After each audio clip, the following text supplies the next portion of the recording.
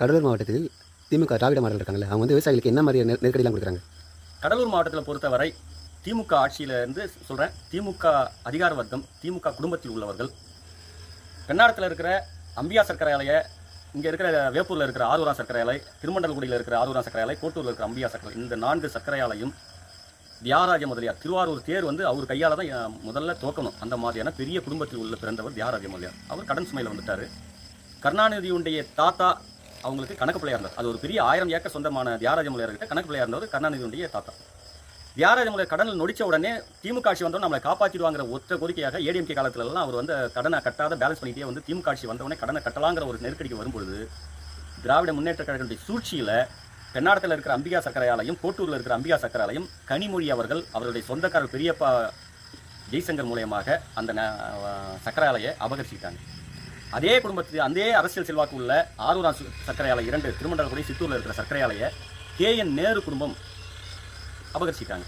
இன்னைக்கு பெண்ணாடத்தில் இருக்கிற அம்பியா சர்க்கரை ஆலை SNJங்கிற ஒரு நிறுவனம் சர்க்கரை ஆலையை மாற்றி அதுலேருந்து கரும்பு சர்க்கரை உற்பத்தி கிடையாது, இது ஸ்பிரிட்டு தயார் பண்ணி ஆல்கஹால் சாராயத்துக்காக கொண்டு போகிறாங்க.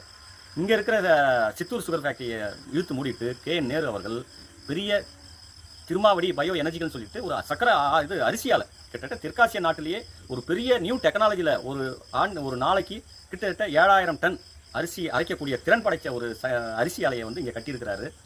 இப்போ பார்த்தீங்கன்னா கரும்பு விவசாயிகளுடைய நிலைமை அந்த SNJ கையில் இருக்குது.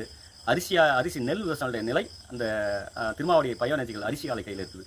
இவங்க வச்சது தான் சட்டம், இவங்க வச்சது தான் இஷ்டங்கிற மாதிரி விவசாயிகளுடைய தலையெழுத்து, கடலூர் மாவட்ட விவசாயிகளுடைய தலையெழுத்து. அவங்க 2 கரும்பு போடணும் அவங்க கையில், நெல் போடணும் இவங்க கையில். இவங்க வந்து குறைந்தபட்ச ஆதார விலை நெல்லுக்கு வந்து கிட்டத்தட்ட 25 ரூபா 10 காசு இருக்கும்பொழுது இவங்க 18 ரூபாய் கிலோவுக்கு கேட்குறாங்க. இன்னும் சர்க்கரை அரிசியால் துவக்க ஆரம்பிக்கல, 18 ரூபா 19 ரூபாய் கேட்குறாங்க.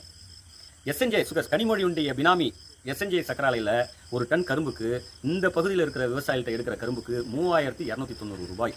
அதே அடுத்த மில்லு எல்லையில் அடுத்த விவகாரம் அடுத்த மில்லில் இருக்கக்கூடிய கரும்புக்கு 3500 ரூபாய்.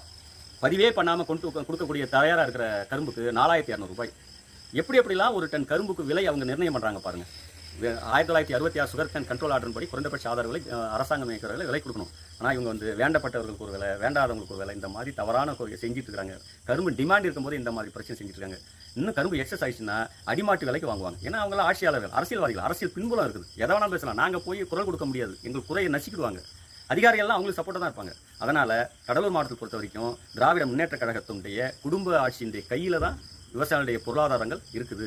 இது வளருமா சீரழிமாங்கிறது பொறுத்திருந்து பார்க்கலாம்.